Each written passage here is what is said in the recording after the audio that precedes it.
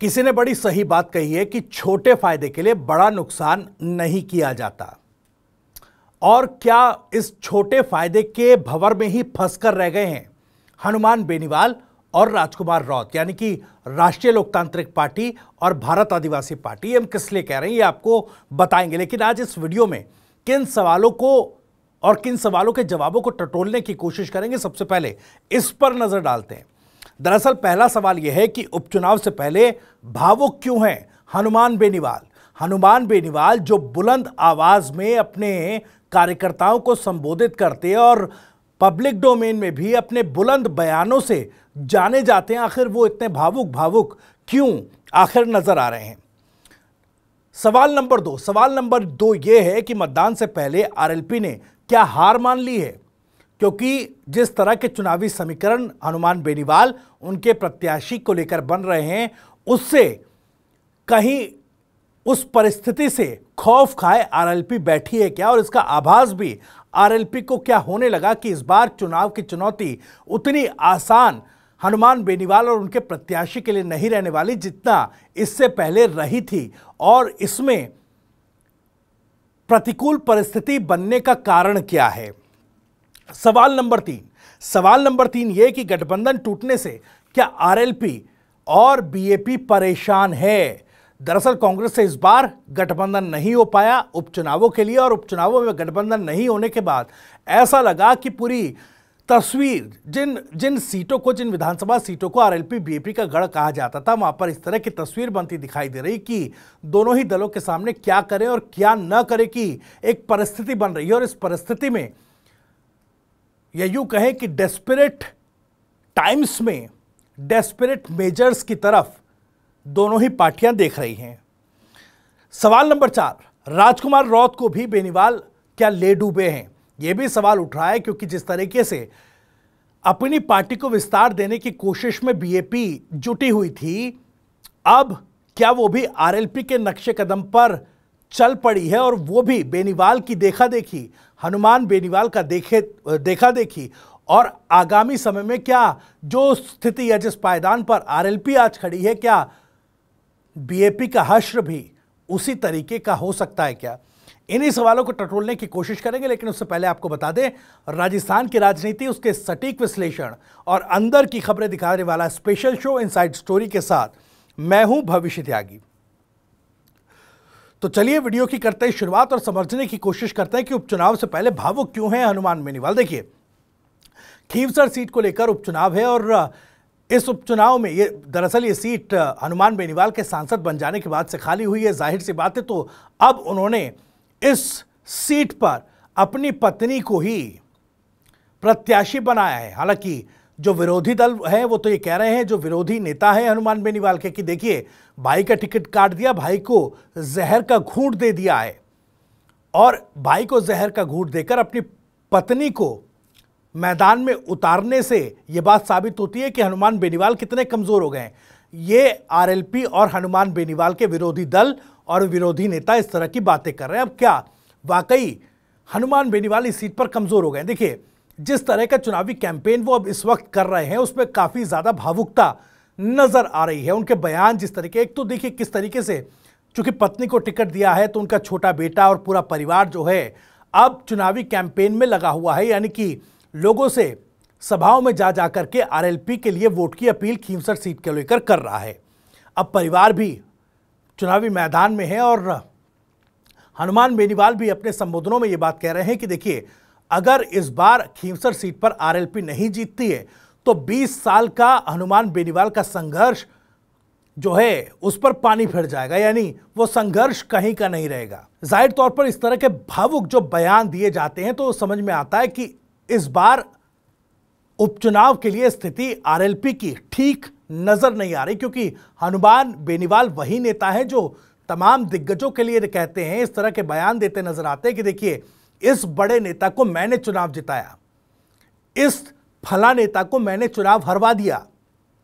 इस तरह का सियासी वजूद का दावा करने वाला नेता आज ये अपील करता नजर आ रहा है कि देखिए, अगर ये सीट हार गए तो पार्टी का अस्तित्व खत्म हो जाएगा। तो जाहिर तौर पर मुश्किल हनुमान बेनीवाल के लिए काफ़ी बड़ी है, क्योंकि अगर ये सीट वाकई हार गए तो विधानसभा में कोई भी विधायक आरएलपी का नहीं रहेगा। और उपचुनाव से पहले आरएलपी कांग्रेस से गठबंधन को लेकर जिस तरह का रवैया अपने अख्तियार किए हुई थी, यानी हनुमान बेनीवाल कह रहे थे कि भाई हमें झुंझुनू की सीट भी दे दो, हमें देवली उनियारा, हमें दौसा की सीट भी दे दो, यानी कि सीटों की डिमांड जो जिस तरीके से कर रहे थे हनुमान बेनीवाल, क्या उनकी यही डिमांड जो है उपचुनाव में खींवसर सीट पर भी उनको क्या ले डूबेगी? अब देखिए जो तड़पड़ाहट है, ये जो बौखलाहट है और ये जो कसक है कि इस बार चुनाव खींवसर का नहीं निकाल पाए तो क्या होगा, ये जो भावुकता है ये जो आ रही है खींवसर सीट को लेकर, क्या ये इसी वजह से है क्योंकि इस बार गठबंधन नहीं हुआ और कांग्रेस ने यहां पर अपना दावेदार पेश करके मुश्किल आरएलपी के लिए बढ़ा दी है? और कहीं ना कहीं इस बात की जो है उम्मीद हनुमान बेनीवाल को कम ही रही होगी कि कांग्रेस पार्टी इस बार चुनावी मैदान में अपना उम्मीदवार उतार करके उसके लिए कड़ी टक्कर जो है इस सीट पर बना देगी। खैर, मौजूदा समय में तो आरएलपी के लिए मुश्किल खड़ी हो गई है, भावुक वो नजर आ रहे हैं। अब सीट किस तरीके से बचाया जाए या गढ़ किस तरीके से बचाया जाए, इस गठजोड़ में या उधेड़ बुन में राजकुमार, माफ कीजिएगा, हनुमान बेनीवाल लगे हुए हैं। अब देखते हैं कि आने वाले समय में उपचुनाव में किस तरह का प्रदर्शन, क्योंकि बीते दो जो चुनाव हुए खींवसर सीट पर, उस पर जीत का मार्जिन जो कम हुआ है वो भी हनुमान बेनीवाल के लिए बड़ा सरदर्द बना हुआ था। और अब कांग्रेस का उम्मीदवार इस सीट पर उससे बड़ा सरदर्द बनकर हनुमान बेनीवाल के लिए सामने आ चुका है। अब हनुमान बेनीवाल इस त्रिकोणीय मुकाबले में खुद के सियासी वजूद को या खुद की सियासी या चुनावी लकीर को और कितना बड़ा बना पाएंगे और अपनी पत्नी को किस तरीके से इस चुनावी चक्रव्यूह से बाहर लेकर आ पाएंगे, ये अपने आप में एक बड़ा सवाल है। अब सवाल ये कि क्या गठबंधन टूटने से आरएलपी और बीएपी वाकई परेशान है? देखिए, आरएलपी की जो स्थिति है वो हमने आपको समझाई किस तरीके से महिला कैंडिडेट कांग्रेस ने उतार दी वहां पर। उसके बाद अपने भाई की जगह पर अपनी पत्नी को हनुमान बेनीवाल को टिकट देना पड़ा। साथ ही साथ बीजेपी की तरफ से रेवंत राम डांगा, ये वो प्रत्याशी हैं जो कहीं ना कहीं नस नस से हनुमान बेनीवाल की पार्टी की नस नस से वाकिफ हैं। किस तरह की चुनावी तरकीब, किस तरह के चुनावी शगुफे, किस तरह की चुनावी रणनीति हनुमान बेनीवाल या आरएलपी बनाती है, ये भली भांति रेवंत राम डांगा जानते हैं। इससे पहले चुनाव हार चुके हैं, लेकिन त्रिकोणीय मुकाबले में रेवंत राम डांगा कहीं आगे ना निकल जाए या बीजेपी का कमल वहां पर इस बार ना खिला दें, ये एक बड़ा डर आरएलपी के सामने है। त्रिकोणीय मुकाबला होने से चुनाव बिल्कुल एक तरीके से कहें तो नेक टू नेक वाली फाइट वाला बनता जा रहा है और कहीं इस त्रिकोणीय मुकाबले में आरएलपी अपनी एक बची हुई सीट भी ना गवा दे, यही दर्द हनुमान बेनीवाल को है, जिसकी वजह से वो भावुक होते नजर आ रहे हैं और कहीं ना कहीं अपने परिवार के साथ साथ भावुक अपील अपने कार्यकर्ताओं से और वोटर से करते नजर आ रहे हैं। और क्योंकि वाकई गठबंधन से लग हुए उम्मीद नहीं थी कि कांग्रेस पार्टी इतना बड़ा खेल करके परेशानी में आरएलपी को डाल देगी, तो वाकई गठबंधन से दूर होना अब कहीं ना कहीं एक नुकसान वाला पैंतरा जो है हनुमान बेनीवाल को नजर आ रहा था। पहले थोड़ी प्रेशर पॉलिटिक्स जरूर सीटों को लेकर कर रहे थे, लेकिन अब शायद हनुमान बेनीवाल को लग रहा है कि ये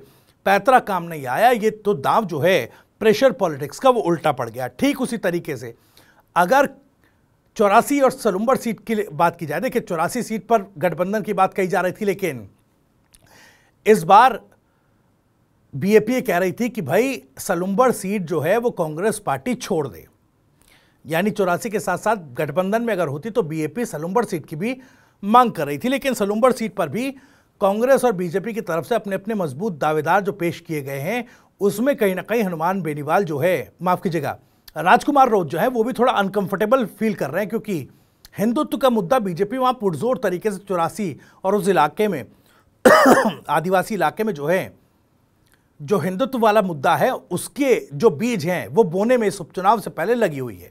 बाबूलाल खराड़ी जो जनजातीय मंत्री भी हैं वो भी लगातार इस तरह की बयानबाजी कर रहे हैं, जो कि राजकुमार राउत को थोड़ा अनकंफर्टेबल और असहज इस चुनाव में कर रहे हैं और इसीलिए डेस्परेटनेस के साथ साथ इस चुनाव को 84 और सलूम्बर में राजकुमार रौत या भारत आदिवासी पार्टी हिंदू बनाम आदिवासी बनाने पर जोर दे रही है। और इसीलिए इसी क्रम में राजकुमार रौत ने एक बयान भी दिया। उन्होंने कहा कि देखिए, अगर बाबूलाल खराड़ी हिंदू होते तो वो दो शादियां नहीं करते। आप समझिए, जब व्यक्तिगत आक्षेप आरोप इस तरह के लगने लगे, वो भी एक धर्म के पिटारे से निकालकर इस तरह के व्यक्तिगत आक्षेप जो हैं वो लगाए जाने लगे, तो आप समझिए कि किस तरह की डेस्परेटनेस में इस वक्त राजकुमार रौत और भारत आदिवासी पार्टी भी दिखाई दे रही है। अब सवाल यह कि आखिर राजकुमार रौत ने भी एक अलग सीट की, यानी कि एक ज्यादा सीट की मांग की थी। 84 से इतर एक और सीट सलूम्बर वो गठबंधन के तहत मांग रही थी, लेकिन समझौता नहीं हो पाया। और इस समझौते ना होने की वजह से भी क्या कांग्रेस अब खेल बिगाड़ देगी क्या? और क्या गठबंधन ही, ये जो बेनीवाल का तरीका था, पैंतरा था प्रेशर पॉलिटिक्स का कि इस बार कांग्रेस पे थोड़ा सा प्रेशर जमाया जाए तो एक एक सीट और मिल जाए, क्या यही राजकुमार रौत के लिए भी परेशानी का सबब बन गया है क्या? क्योंकि आप देखिए, इससे पहले कुल मिलाकर आज से 2 साल पहले अगर तस्वीर देखा जाए तो विधानसभा में 3 विधायक आरएलपी के हुआ करते थे और एक सांसद हुआ करता था। और अब वही स्थिति अमूमन भारत आदिवासी पार्टी की भी है। लेकिन जिस राह पर राजकुमार रौत या जिस प्रेशर पॉलिटिक्स की तरफ बढ़ चुके हैं, उपचुनाव का एक नजदीकी फायदा छोड़कर दूर के फायदे को दरकिनार भारत आदिवासी पार्टी ने किया है, क्या उसका एक खामियाजा भारत आदिवासी पार्टी और राजकुमार रौत को भी इस उपचुनाव में देखने को मिलेगा क्या? क्योंकि देखिए, 84 और जो बात की जाए सलूम्बर के साथ साथ खीवसर, इन सीटों पर उपचुनाव त्रिकोणीय हो चुका है। इस उपचुनाव में त्रिकोणीय मुकाबले में बाजी कौन मार जाएगा, किसका पंजा ज्यादा तेज चलेगा या किसका कमल खिलेगा, ये तमाम चीजें उपचुनाव में तय होंगी। लेकिन मुश्किल कहीं ना कहीं दोनों ही पार्टियों के लिए बनती दिखाई दे रही है। फिलहाल इनसाइड स्टोरी में इतना ही। वीडियो और जानकारी पसंद आई हो तो वीडियो को लाइक करें, ज़्यादा से ज़्यादा शेयर करें। आप भी इस मामले पर कुछ कहना चाहते हैं तो कमेंट बॉक्स आपके लिए खुला हुआ है। अपनी बात, अपना सवाल, अपनी राय कमेंट बॉक्स के जरिए हम तक पहुंचा सकते हैं। राजस्थान से जुड़ी और भी तमाम खबरों को सबसे पहले जानने के लिए सब्सक्राइब जरूर कर लीजिए। TV9 राजस्थान। नमस्कार।